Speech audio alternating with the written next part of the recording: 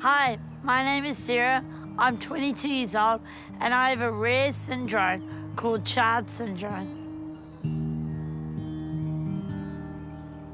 Chard syndrome affects all my senses and some of my organs.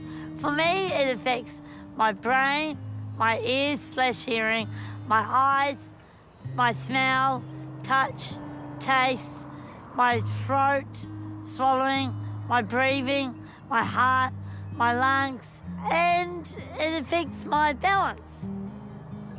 I think that's all my problems.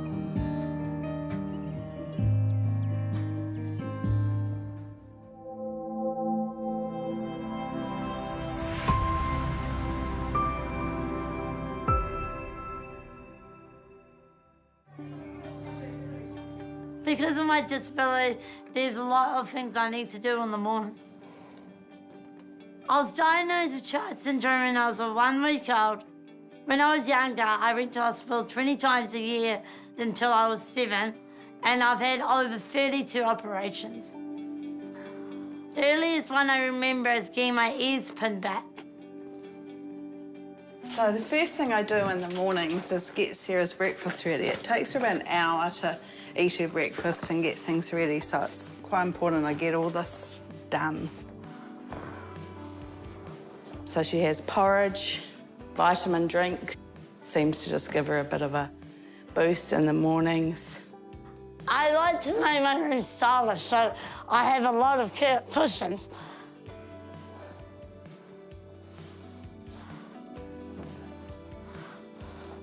One of the specialists has a good sort of little saying where, you know, charge kids have to think about breathing, think about eating, think about sitting, think about seeing, think about hearing, and then they learn.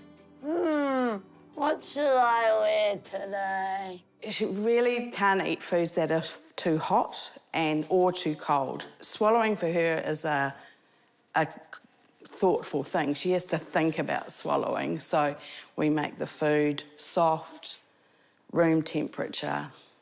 I think I might wear a cardigan today. And taste doesn't matter because she has no taste. Yeah, we've come very good at chopping things up very small.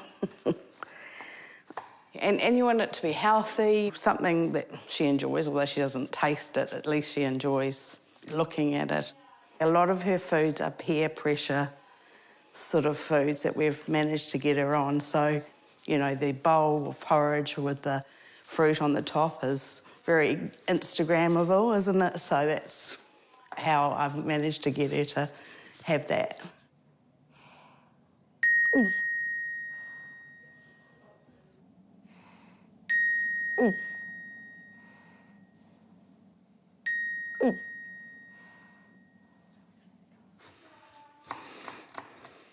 Every morning I do a swallow prompt. I do it for 5 minutes, one time in the morning, and it's to help my throat remember and my brain to swallow pretty much, because you're supposed to swallow every 30 seconds, but I don't actually swallow every 30 seconds. So I have to remind myself to swallow pretty much. And it makes a noise like that, and then I do a big swallow. Sarah, you forgot to swallow. Sarah also likes her routine, so she does eat the same thing for breakfast, lunch, and then dinner is a bit of a variety. It sounds like I'm getting a text, and some people think I am, but I'm not. I'm just doing my swallow prompt. Sarah, breakfast is ready.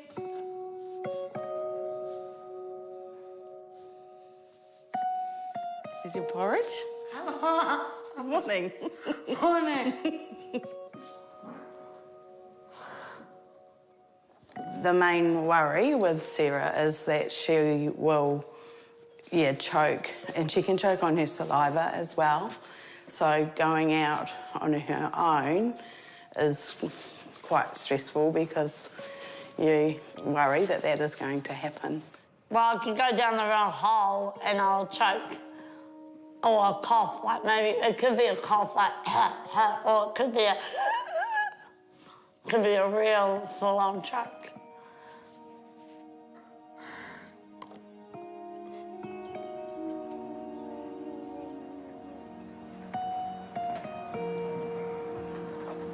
Sarah was born on Boxing Day. Kaz went into labour on Christmas Day, so it was a bit of a rushed Christmas dinner, then off to Middlemore. And they sort of noticed a few things there. I remember one of the nurses on there, she'd been working overseas and recognised Charge syndrome from one of the years when Sarah was born, so we quite quickly got sent off to get some other tests done. Within a few days, she was having a heart operation in Green Lane. I remember when we went to Green Lane and there was a printout sheet and a nurse had left it on the thing and it talked about Charge and it said, you know, deaf, blind. We used the word retarded, obviously, intellectually. We were just like, wow. And they were going to we're talking about repairing her heart then. And I remember Kerry saying, is she going to thank us for repairing her heart if all these other things are there and things? Went through quite an ordeal. It was always all a big shock. You don't really know what's going on. You don't really have an understanding of everything back then too. It sort of comes a bit clearer a bit later. And you slowly you're involved in it and you're sort of just doing what you have to do, I think, and that's how it starts. They did say she may not survive, you know, her first year and things, and then they sort of said, well, she might get to 5. I didn't think of it in a time frame, if you like. It's hard to remember how you actually coped with it because you don't really have a choice. You're just involved in the process and in some ways it's taken out of your hands. First was fixing her heart, so they fixed that at Green Lane, and then we transferred to Starship and they were going to sort out her breathing because she wouldn't come off the ventilator. Then she got her trachea when she was 20 days old. The ENT person was Colin Barber and his thoughts were that if she could breathe easily, then she would thrive. Once we got the trachea and she was breathing, then it switched to feeding her. So we stayed in hospital for about 4 months after she was born in Starship, and one of the main reasons was she just wouldn't gain weight. We finally got her on tube feeding and she was having 20 mils an hour, 22 hours a day. For the first couple of years of her life, it was basically her attached to a pole with a feeding pump on it and the bottle hanging down. We started just, like on baby food, even though she would have been 5 or 6. So she was tube fed till she was 8. She was at school, but I would go to school and feed her through the tube at lunchtime and things. I've had 32 operations in my life. Pretty much most of my parts of my body. Eyes, ears, heart,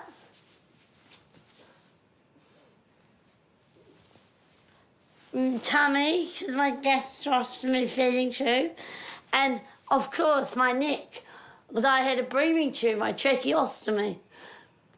You're sort of in the back of your mind whether she'd walk because you always had bad balance. It's quite a sensory deprivation thing, or sensory, the lack of senses. Are my shoes on the right feet? No. Yeah, I can't really feel when they're on the wrong feet.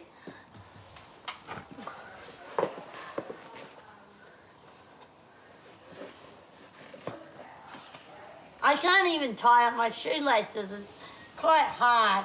So we'll just tuck the laces in. That's a cool way to do it these days anyway. As she grows, things have become, something like the throat has become bigger. It works better. But other things have deteriorated. She had to get her left eye removed because the retina detached in that because it was a bit always frail anyway. But yeah, there's a lot of things till you find out that you don't realise are wrong or not quite as they should be. From the start, you don't get hit with everything all at once because they're still finding out things.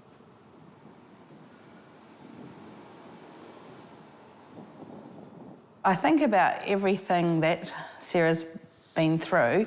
These folders are probably quite a good example of it. These are only the last 3 years. I've got another box full of folders somewhere else, but this is just, like she said, 32 surgeries, appointments, speech language appointments, specialist appointments. So this x-ray tells a lot. So there's her tracheostomy, there's her feeding tube, and this is the x-ray of her lungs, which showing pneumonia, which is the white patches.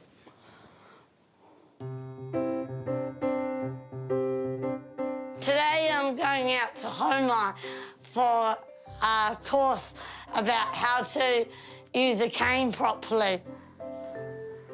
They'll teach me how to cross a road properly with a cane, or how to hold it if you're in a busy place. I've had this cane for about a year now. Canes are really useful when people notice you in public because they get out of the way. But also, it can help at airports really well, going through customs. Or if you want to go and meet someone famous, it can work.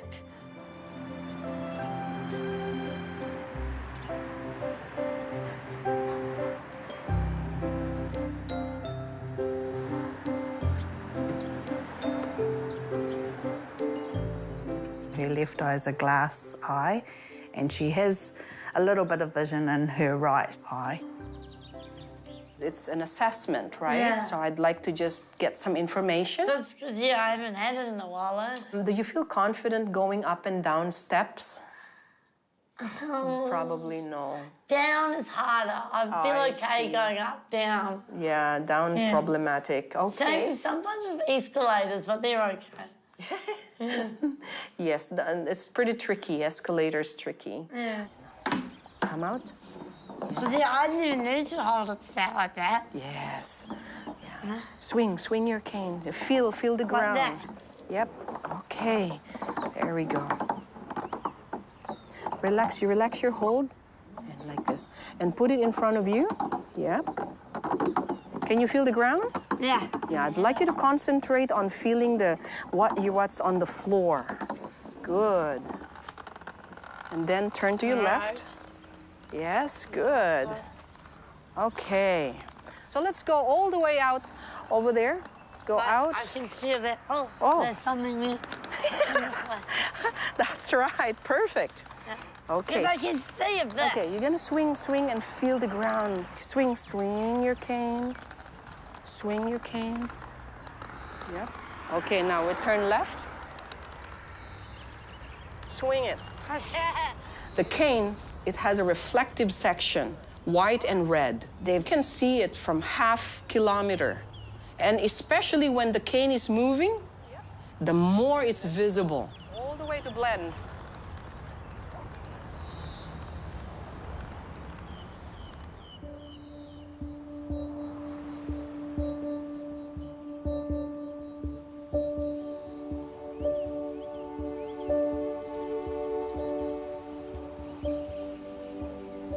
Sarah's, wants to be treated the same as everyone else. She may need a little bit of help with some things, but in general, doesn't want to be the odd one out, and I think she's quite capable of just doing what she needs to do.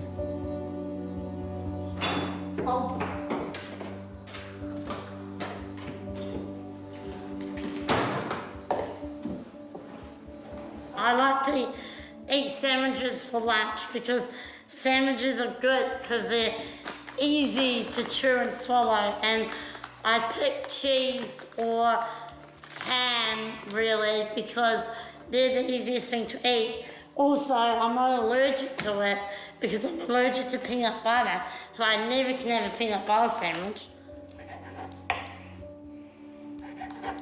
I've had the same lunch for the past 10 years. I know some people might think that is pretty crazy, but I find it kind of helpful because I know I can eat it and I know nothing bad will happen when I eat it. Also, it's just easy for me to get for myself if I'm in a situation where I need to get my own lunch.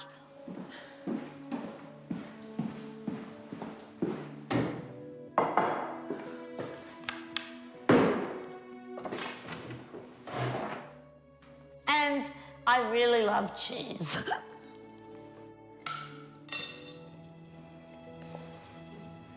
I've done CPR on Sarah probably 3 times, and probably, I wouldn't even count the number of times that, you know, she's choked or gone blue and that.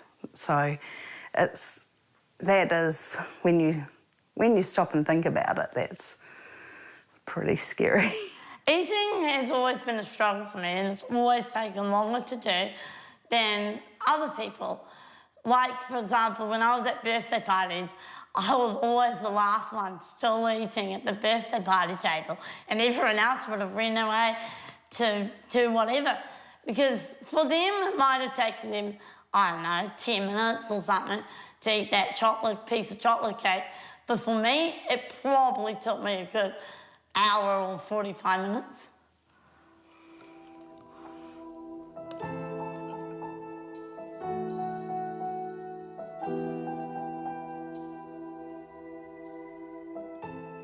I think there is a constant level of anxiety, but I also have to tell myself I have to let her do things. I have to let her go to the school ball.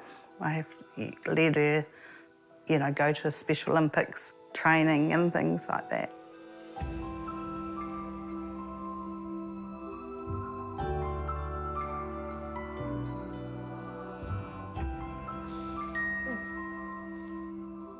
Once she started school, you could see it was going to be, difficult for her. Often she'd be the always the odd one out sort of thing.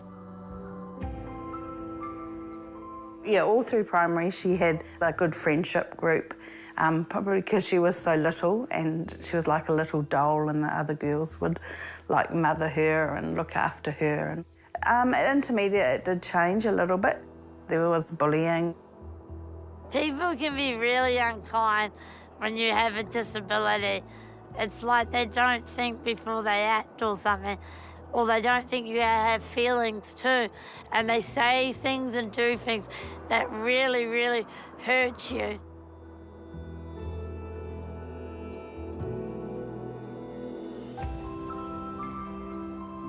They call you mean names or not, or sometimes it might not even be mean names, or they throw things at you.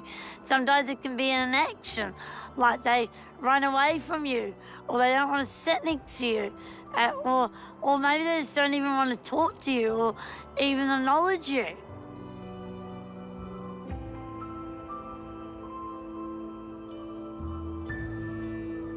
It got pretty bad sometimes.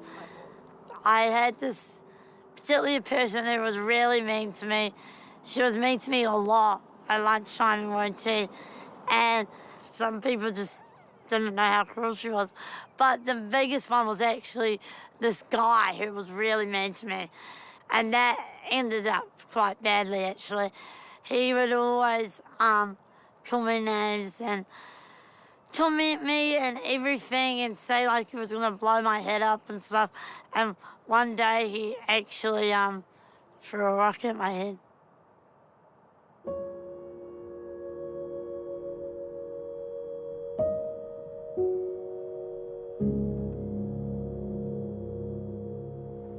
I like listening to happy, upbeat, positive songs that remind you not to give up and to keep your head up and you can let your head down.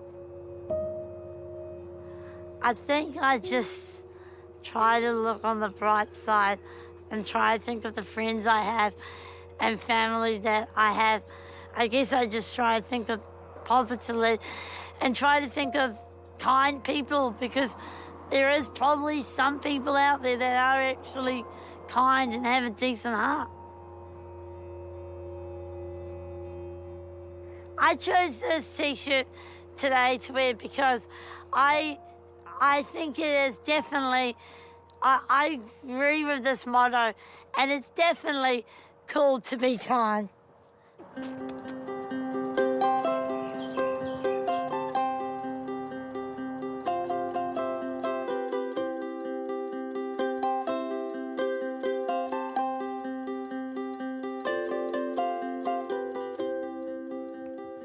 Kids at school didn't know that I was just like them in a way, that I liked music or TV shows or things. I was just like everyone else in a way, into lots of things, but I had a disability.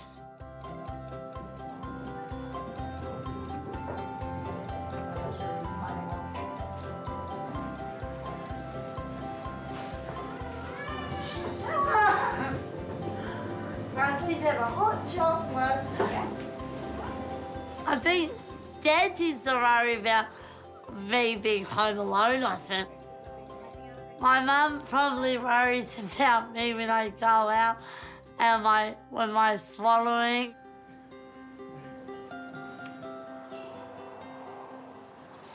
Planning for the future is difficult. That's probably the next step. We've got to try and get her sort of more independent. I don't mind too much that she's not, you know, like, I don't mind too much if she was here for many years and things.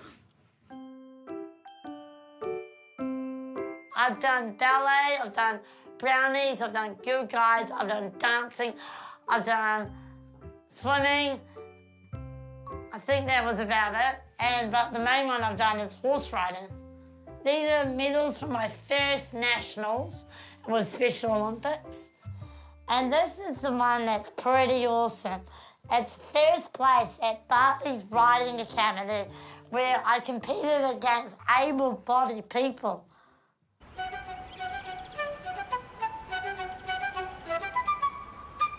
I came here in 2010, and yeah, I pretty much read like this apparently.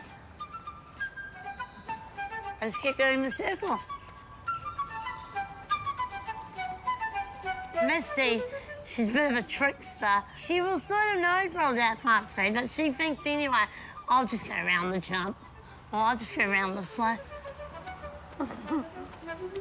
When I first met Sarah, I wasn't actually aware that her vision was as poor as it was, and I had a little horse called Jack. And Sarah rode the horse and it went in small circles. So I said to her, I think that maybe we just need to get your head up, love, and we need to sort of like focus to where you're going to go. And she looked at me and she said, Karen, I can't see. She can only see to the horse's ears when she rides.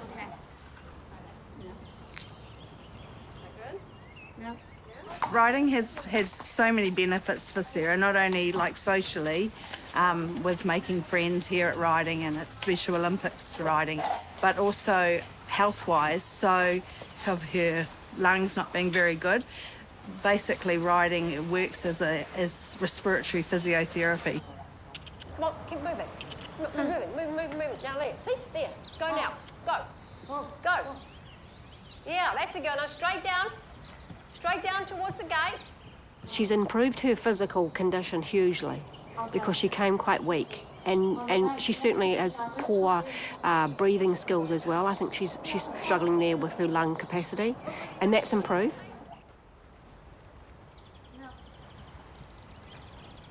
Yeah, but Sarah, come on, you can do better than that, love. You know where you're going. Turn around and growl. Turn around and growl. Growl. And go over. Go down again. All the things you're trying to concentrate on is where you're going, listening, looking, and then obviously I'm trying to catch my breath or, you know, make sure I'm not getting too puffed out or something at the same time. And with jumping, I do get puffed out quite a bit. Okay, you get to me, love. Keep coming. You're doing good. Keep coming. Come on, keep coming. Keep coming. Ride Missy down to the bottom. Ride Missy down to the bottom. Don't look down at the pony. Look to where you're going to go. Good girl. She knows she has to keep going, or she just can't, the horse won't go for her. So she just realises that she's had to improve. I think she's done a little bit of work at the gym, and that's helped her too. But, I mean, from a little girl that came and really couldn't get too far around this arena without being tired, now she can run a whole lesson for 55 minutes. And she keeps up with everybody. Now go all the way to the top. Woohoo! Woohoo! Good girl. That was a really hard section because I trotted a lot. My horse even cantered over the jumps, which she doesn't sometimes too. So when she does it, you get like, oh my God. And then you also get a bit puffed out. And beautiful salute. Good girl. And walk on and give the pony a pat. That's very good. I guess I'm really tough. For example, not worrying if I have millions of friends or going to parties every weekend, or I don't know, something that people might make out that if you're normal, you do. Yeah? Yep. Here, I got these. Oh, There right. you go. Nice. Oh, thanks. No, I guess we go put them away. I'll go put this one. Wait. At horse riding, I legit get back on the horse, but in life in general, I always try to get back on the horse, climb that mountain again.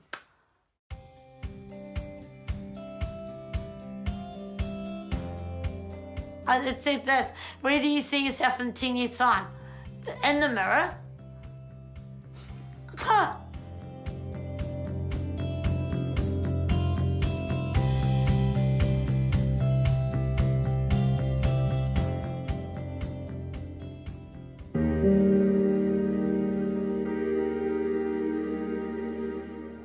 Attitude was made with funding from New Zealand On Air.